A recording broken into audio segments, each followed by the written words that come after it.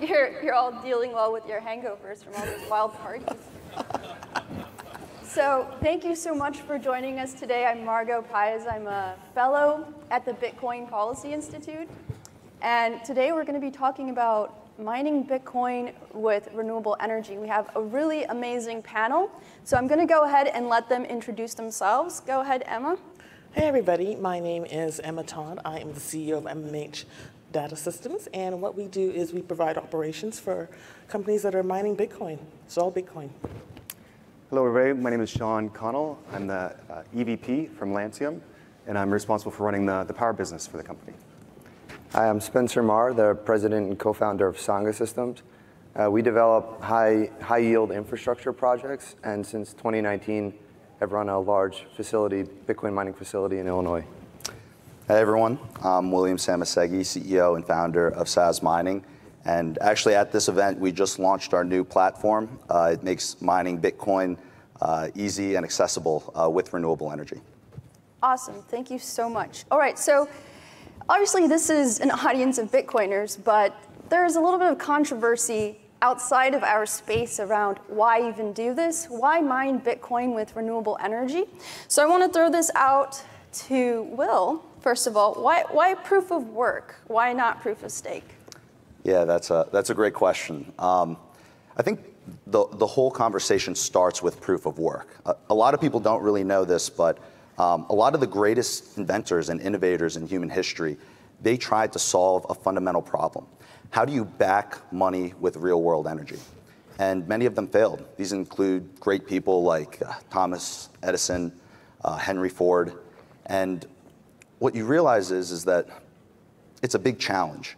And for the first time in human history with Bitcoin and Satoshi Nakamoto, we found a way to solve this challenge. And that's because of proof of work. Proof of work has a tremendous amount of value, and it's essential to Bitcoin mining. And so I thought about the question, how do you decrease your carbon footprint and decrease emissions while also helping spur renewable energy development?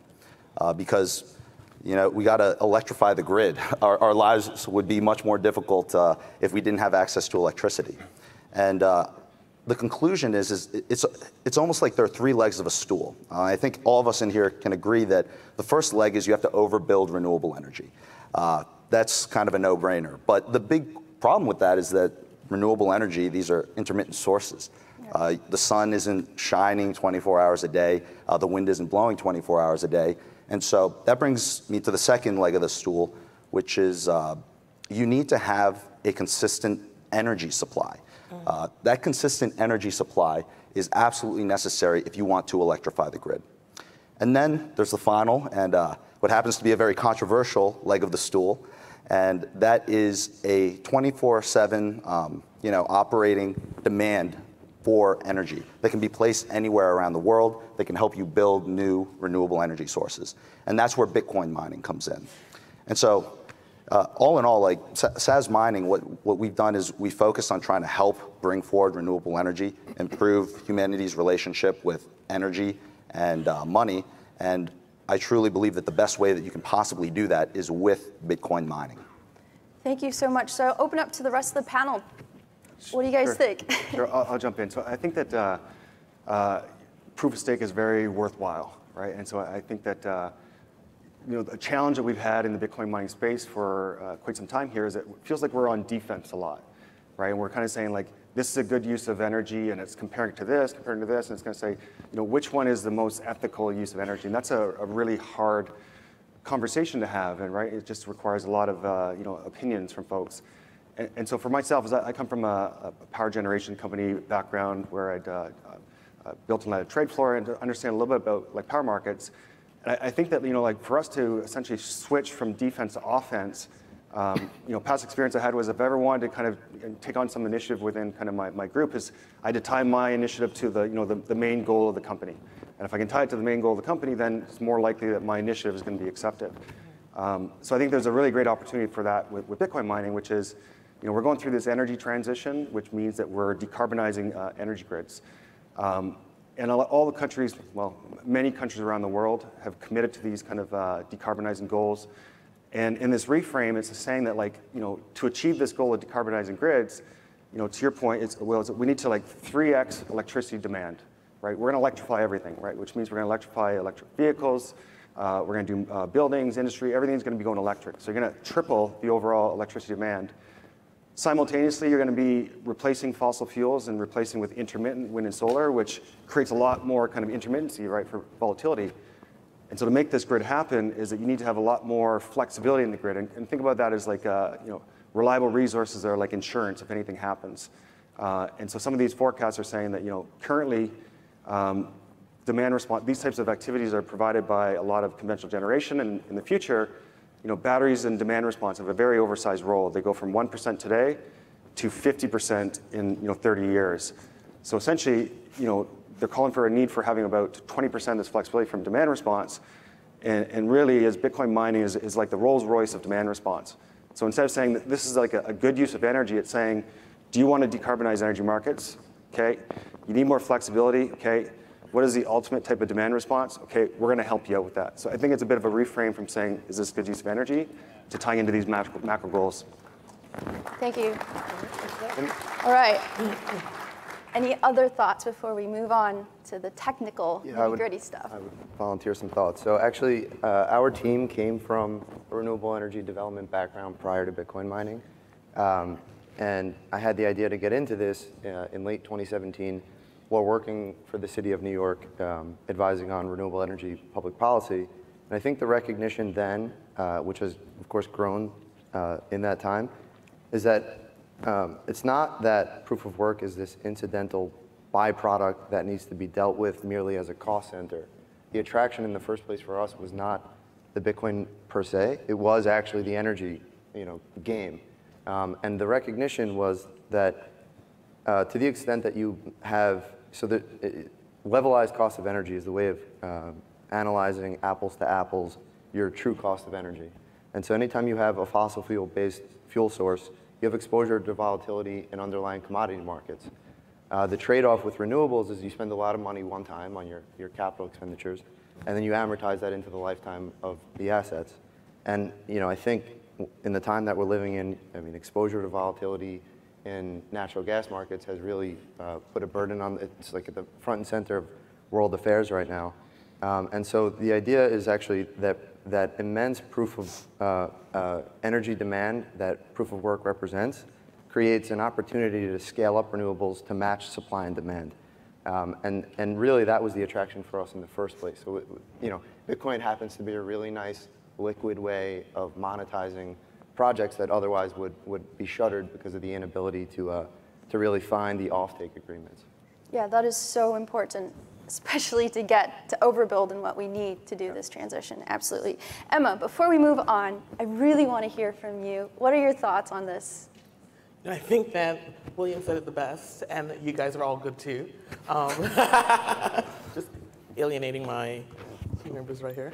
But yeah, we'll just move on from that one. Everyone has said it really, really well, and I don't think they covered all the bases. They said everything completeness. Okay, perfect. All right, so let's get into this. What does it take to mine with renewables? And what are the logistics? We had a lot of really interesting questions. I asked people on Twitter for their ideas on what to ask, all of you.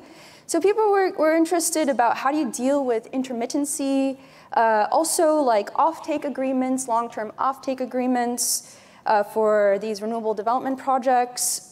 And in particular, people were really interested in real-world examples. And I would love to hear also how each of you and your companies fit into this as well. So let's see. Shaun, you want to go ahead and give this a shot? Sure. First? Yeah. So I think that there's a lot of discussions around kind of like green energy, right? And so mining's from green energy. And so like it's a really hard thing to kind of assess to say if something's totally green. And there's a couple different setups you can have. And I believe that to truly just be renewable, Bitcoin mining requires you to be, there's two types of connections. You're not grid connected or you're grid connected. So not grid connected means that you're located right beside like a wind, solar, hydro facility. And you're essentially pulling the generation, pulling that electricity into your Bitcoin mining load. And you can honestly say that you are 100% green energy because there's been no commingling of electrons that have happened. And you're also now dependent on just what exactly is the generation going to be produced from that asset. That's what you can run in your Bitcoin mining, right? So if there's some challenges that are kind of like downtime, if it's like wind and solar and it's not producing, then your mining will have to oscillate around that. The other way, which is the most common, is essentially like a grid firming, right? Which is that you are in front of the meter. Like I'll use an example of the same as that. Pretend you were at a hydro facility and you're behind the meter. No electrons go on the grid. You're completely green. You go out now in front of the meter and you are 100 yards from the actual generation plant. The challenge is that the hydro generation is still injecting power in the grid, but there's a commingling that's now happening, which is the general mix of electrons that are being produced by other energy sources. So it becomes a real challenge to kind of say, like truly, like what is green mining, right? Because if you're grid connected, right, unless you're in an islanded location that just has renewables, you really can't say that that's what you are. I'll tie in just quickly on like a power purchase agreement kind of offtake question, and then kind of maybe pass it down. Is that for one of the questions from Twitter was saying, when are Bitcoin miners going to be able to do new long-term offtakes for kind of wind solar projects?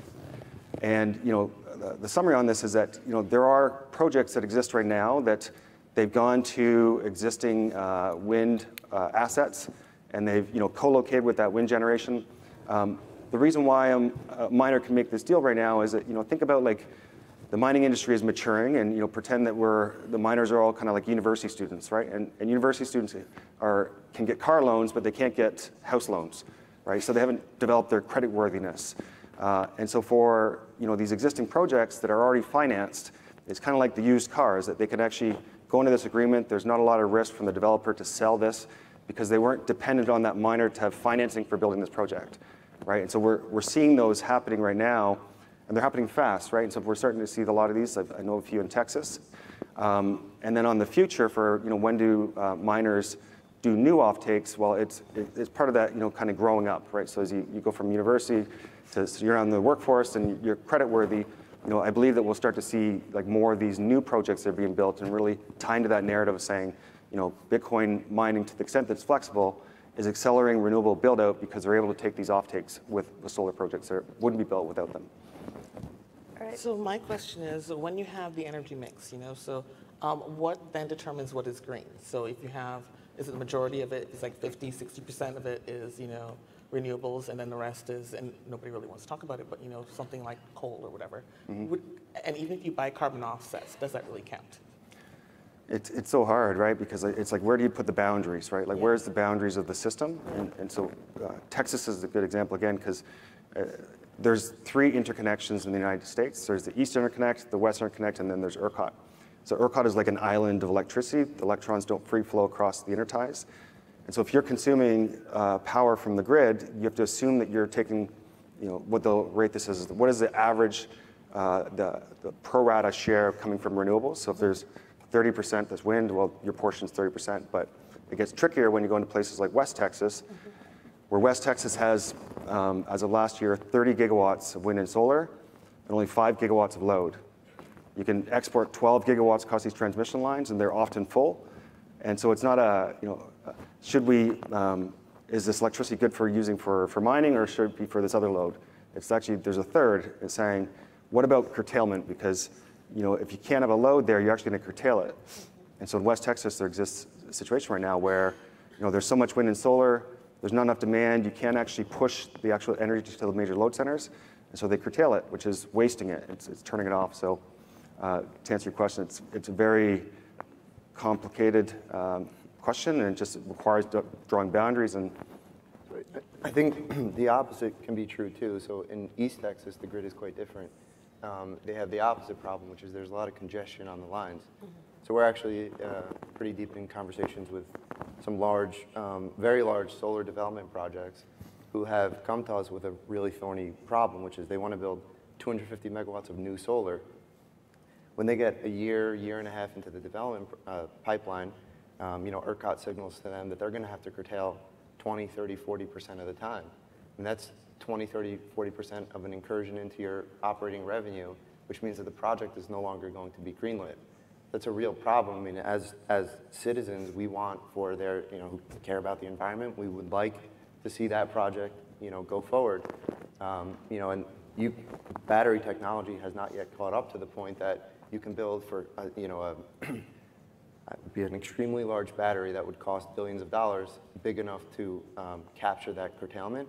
So the concept became, well, how can we co-locate Bitcoin mining behind our own meter, redirect the energy to monetize it for those periods of time where we would otherwise have to curtail, and when the grid signal comes back, that we can go back, sell either merchant or on a PPA basis by utilizing the transmission system, and that becomes available again. So part of it is also, I think people tend to think of building like everyone wants to build an S19 XP with immersion, right? To be on all the time, it's like, it's the biggest and baddest. But actually, when you get into some of these questions, depending on the economic incentives, it might make sense to build a more lo-fi, basically a monetizable load sink, right? So from pre-Bitcoin mining world, we talked about load sinks. So you need a place to redirect the energy. So you can effectively look at a fleet of S9s as just shock absorbers that allow these projects to stay alive. So instead of taking a complete loss on that curtailment window, you can actually monetize it, and it might push your return levels on the project back to something profitable, which means it will be built. So Spencer, do you have any real-world examples of any of this happening right now? So I'm not aware of any projects like this which are currently constructed. Maybe other panelists do. I know, our team is talking to large solar, wind, and hydro developers about exactly these sorts of projects. I was hoping by now maybe to be able to announce them, but we haven't gotten there yet. Next month. Maybe. Yeah, I'll look at the website. We'll announce it there. I think that these projects take time. We have gotten to a point as a company where we can run the numbers forwards and back, and it makes sense to us. But you start to talk to people from conventional energy world or renewable development, and it takes a little time to get ahead of the learning curve. What is difficulty? Are there products to mitigate my risk on the revenue? And I think a lot of the interesting meetings we've had in the time here is that people are trying to innovate mining specific, even insurance products that can smooth out some of the rough edges of how these, the economics of these types of projects. Yeah, and I think that the mining industry itself is really only just maturing at this industrial level. So it seems to me that we're sort of at the very beginning of a lot of the potential that can be unlocked here. And do you think in the next few years that we will be seeing a lot more integration like this? Absolutely. Okay. Yeah, definitely. There's actually a couple of stats that I think would be valuable for everyone to know here, because a lot of times you have this discussion where you're talking about the energy use, but it's hard to quantify the numbers that you're talking about on a global scale, right? And so around the world, we're producing over 150,000 terawatt hours of energy a year. The crazy thing about that is that our entire society only consumes about 50,000 terawatt hours of energy. So we're wasting about 2/3 of the energy that we're producing. Now, the big question here is how much energy does the Bitcoin network consume, and that'll vary, day to day, but it's roughly 80 terawatt hours of energy. So when you're thinking about it, 80 terawatt hours compared to 150,000 terawatt hours. So that means for under 1% of the wasted energy of society, you can power the entire Bitcoin network. Now, why is,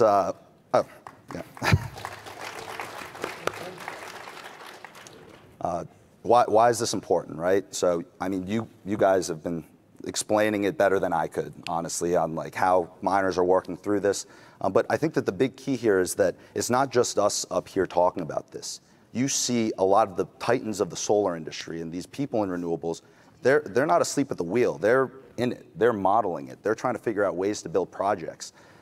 Some of the advisors that we just brought on, big guys from the solar industry, they see the writing on the wall. And so I ask you to ask yourself the question, why are you and I not out on a farm right now, growing our own food? Like, why did you and I come to this event today in a car instead of in horse and buggy? It's because better technology wins. And Bitcoin and Bitcoin mining they're the apex technology, and I think that you see that the renewable energy sector sees that Bitcoin mining is the apex technology for their industry. The government right now, they are giving subsidies to companies, and 2021, I believe, was the second largest year in terms of solar and wind development, and you have to think that's in the middle of a pandemic. So really, I expect 2022 and years going forward to be absolutely amazing just in terms of renewable power. So it's something for everyone to consider. And something to just add on to kind of like the energy use, and I agree that we're a very small amount of energy that we're using right now, and just foreshadowing future conversations that we're going to be having, because for all the people that are in the audience, the majority of us are very big believers of Bitcoin in the future and an appreciation of value. And so if Bitcoin is to do what the majority of us think it's going to do, then currently the Bitcoin network uses approximately 15 gigawatts of energy. All right, and so like if Bitcoin does I'll make up a number, it's worth $1 million in 10 years from now. Well, there's a whole lot of implications around that, because it means that you're going to add a whole bunch more hash rate to the network. There's going to be more miners, you get more power consumption. So in this future, when Bitcoin is worth a lot more, we go from having 15 gigawatts, which is the average load in Texas for ERCOT is 45 gigawatts. So a third of all of the load of Texas today, right? But that's global. That by 2030 or some date later, this could be something like 200 to 300 gigawatts, right? And so like that narrative is going to be shifting, which is kind of tying back into the importance of this narrative of saying, why is it the ultimate demand response? Well, currently what they do right now for like the current Rolls Royce of demand response would be something like a steel plant. A steel plant has a energy intensive. It's like an assembly line of different processes, but the majority are on this arc furnace. And so if they call up and they say, hey, we need to turn on the arc furnace, they can turn it down, right? And you drop a lot of load, right, real fast. And so it's super, super responsive. The challenge is that with a steel plant is that you can only take it offline for 2 hours, because after 2 hours, the steel starts to harden, you get like ignot, right? And so like you can only do that for so long, right? So now this is demand responsive Bitcoin mining, which is saying every time that you're doing a hash is a completed job, right? It's a finished job. It's not like an assembly line that goes through. And so you can stop and start this assembly line that you can do like 110 trillion hashes a second. Those are jobs, right, completed. And so be able to kind of ramp these up and down. So it's really that tool that you need for flexibility for having these large amounts of renewables, so that you can really paint the picture of saying that we're accelerating this renewable build out, which will eventually, with a Bitcoin network that can do a 10 to 20x and kind of power consumption. Like those are the future narratives that we got to start thinking about right now. Great. Okay, so I've seen a few questions around batteries versus Bitcoin mining, and I know we've sort of touched a little bit on that. And Shaun, you've done a lot of writing on Twitter about the differences between using battery and using Bitcoin mining, and whether they're non-rival or competitive. And I think that's a really important question to answer, because also in terms of the skeptics, they say, well, why use Bitcoin mining for these purposes in the renewable grid? Why not just use batteries? So I would love to hear a little more of your thoughts on that. Sure, and so shameless plug, I guess, if you want to look at some of the stuff I've been posting, it's at Shaun, S-H-A-U-N, Energy on Twitter.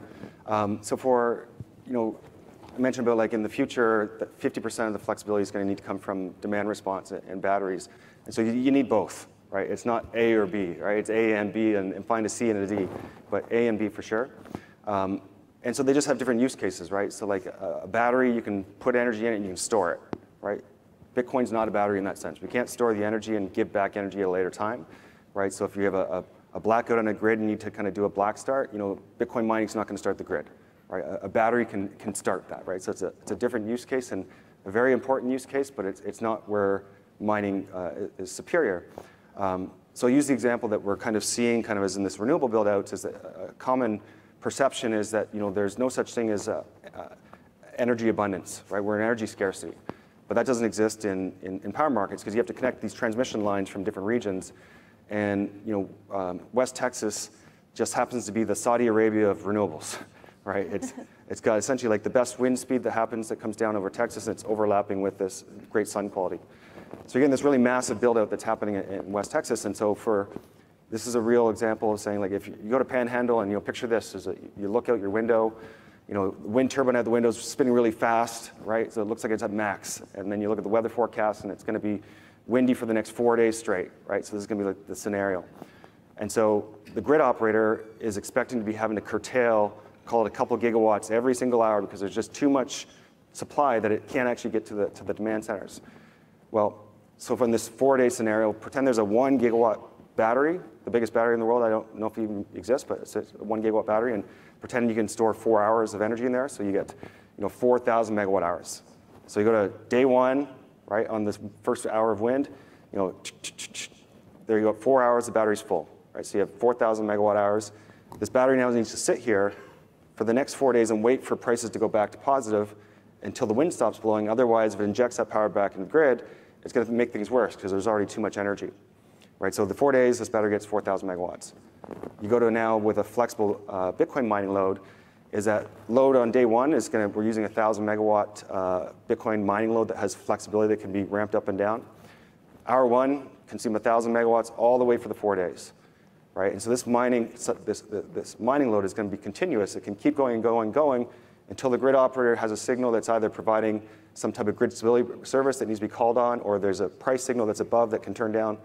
But the scenario here is the battery did 4,000 hours. That's kind of payment to renewables, right, for that value, that energy. The flexible load was 96,000 megawatt hours, right? And so they didn't have to turn down, so there's better economic payments that go to the wind developers that improve the price economics, which allow you to build out more because you're not having these negative prices that come in. So that's an example of the difference between a battery that just stores energy versus a flexible load that can consume as much as you have for the excess, and they can just turn down when the grid needs that power more than that load does. I would just add that, I think what Shaun is addressing is, I totally agree that they're complementary, they're not competitive. One way of looking about how to build an industrial scale mining facility is actually, so like at our site in Illinois, we have a substation that's, it's the two-way valve. You can put energy onto the grid, you can take energy off, and it connects into a broader transmission system. Then you have the load, which is, of course, the steady state Bitcoin mining. We have an interconnection application in the queue with our distribution utility to put the first 5 megawatts of solar co-located behind the meter. And so you have those 3 assets on site. And when you introduce a battery into that sort of closed loop ecosystem, it becomes possible to think about how to put every electron that enters into that ecosystem to its highest and best use.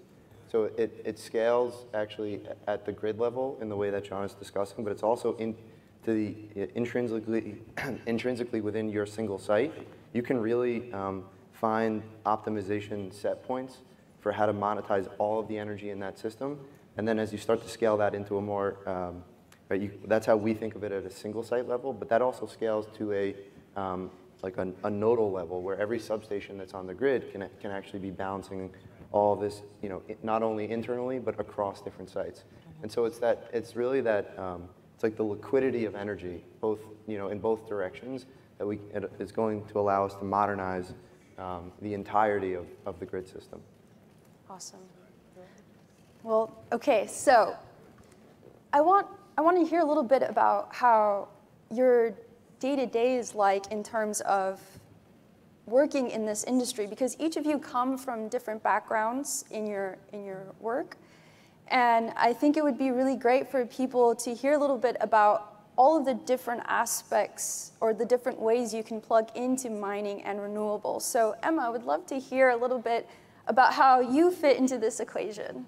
Well, my day is spent mostly having meetings and looking for the most optimal ways to really mine, and obviously using renewable and seeing what subsidies we can do that we can get from the government.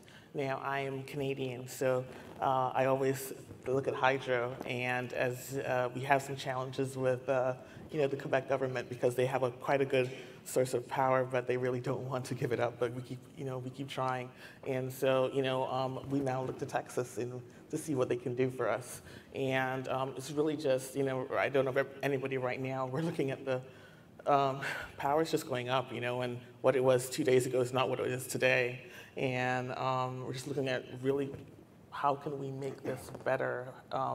What do we need to do just to keep going and keep the prices down.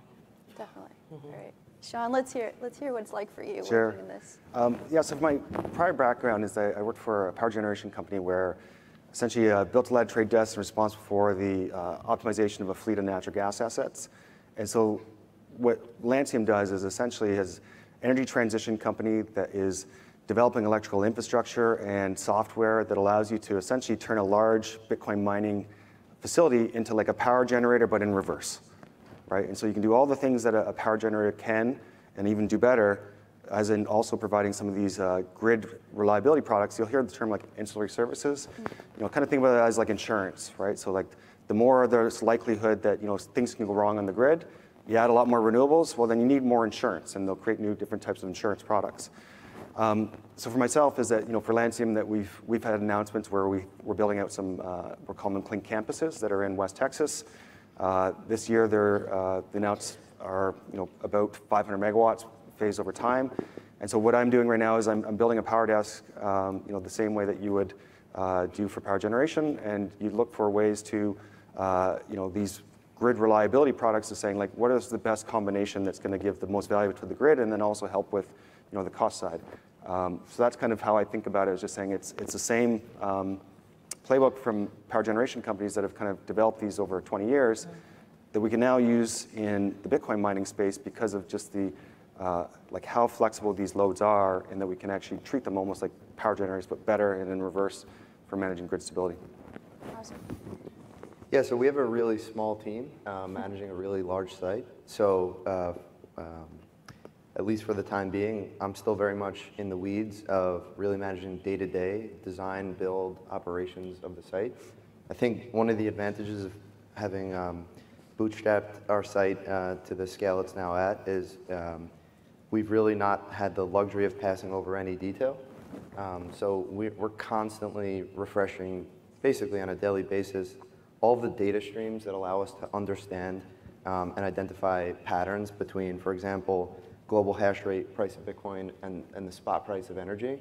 And some of it is just really meat and potatoes, one foot in front of the other, making sure that staffing is right-sized, and that we're building to a level of building integrity that we know is going to last for a long time. So it's a lot of the sort of blocking and tackling of running a site. And then when we do have the time to come together, which we try as much as possible, we're working on a lot of things that allow us to take the appropriate signals from the profitability levels of Bitcoin mining and measure them against what's going on in energy markets. And as I say, think about how to put all of the energy to its highest and best use. So some of that is forward-looking, and we have some projects underway to really get under the hood of that. But mostly we're really just focused on running the facility. So like all of you guys, and all of you out there, I'm very, very busy, like everyone in this space. But a lot of the time is going towards really digging into a lot of these ideas, figuring out how everything fits together, going and fundraising for the business, and most importantly, really growing the team. I think that team is everything, and you want to be working with not only extremely capable people, but people that you really share a vision with. You really enjoy spending time with. And that's what I aim to do with a lot of my time.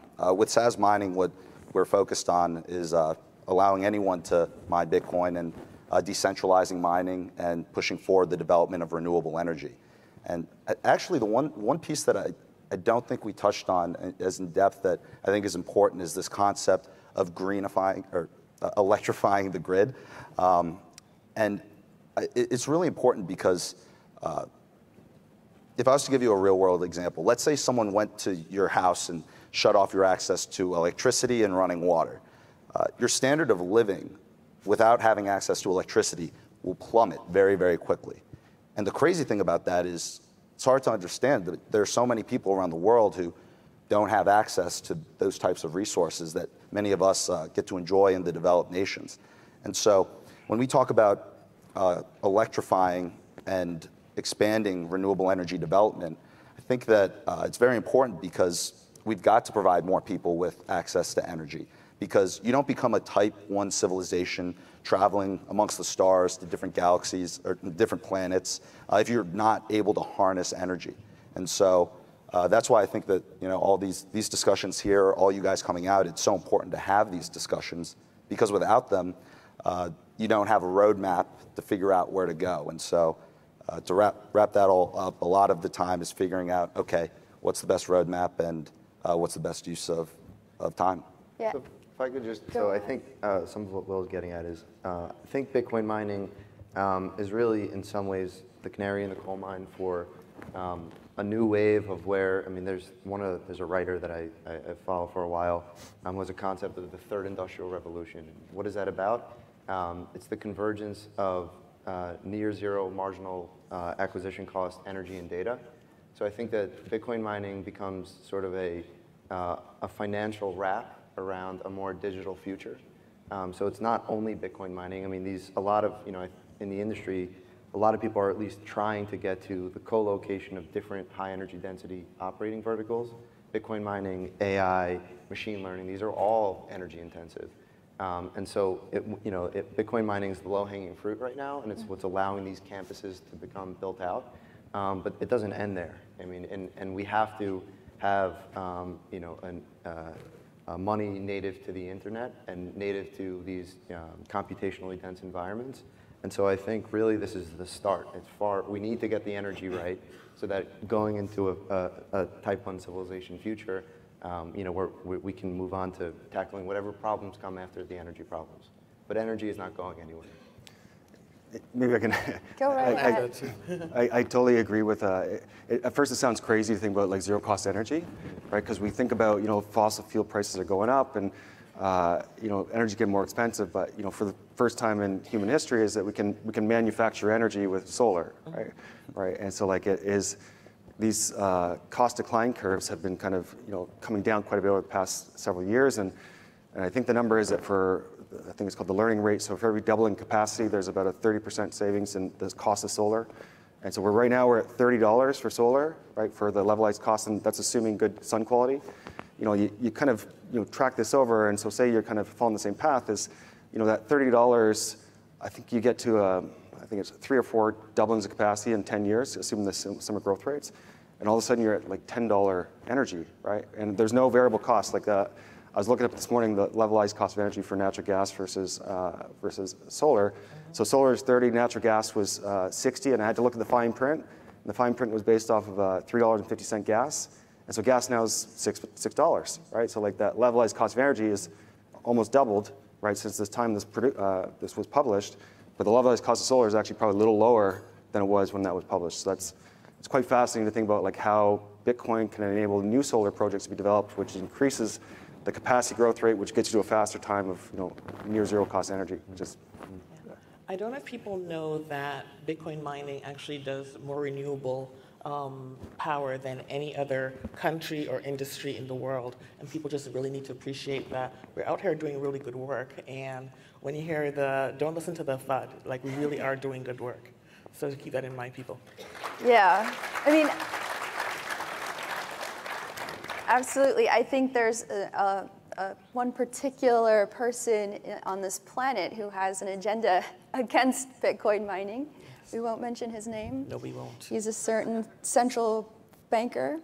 But the reality is very different from the really negative message that he's putting out there. And I think it was really important for us to have this panel to really show that Bitcoin is a neutral technology. It can be a force for good, it can be a force for evil.